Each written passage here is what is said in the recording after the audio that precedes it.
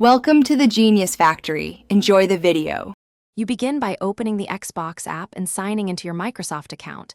This links your game library and subscriptions.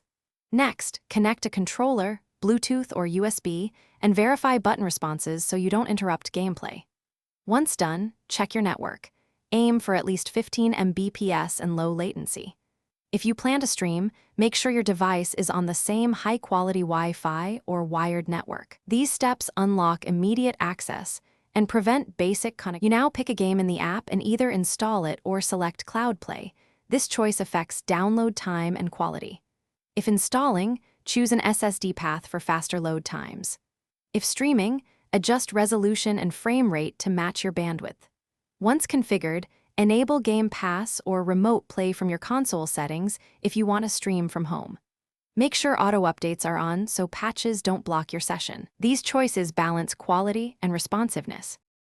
You're ready to launch and play. Press Start and confirm control mapping and audio levels so nothing surprises you in-game. While playing, monitor the app's connection indicators and game performance. If you notice stutter, switch to a wired connection or lower stream quality. Once finished, sign out or suspend to save bandwidth. If something breaks, restart the Xbox app, clear its cache, or power cycle your router and console. That quick sequence resolves most connection and streaming errors. Thanks for watching. If you found this helpful, don't forget to like and subscribe.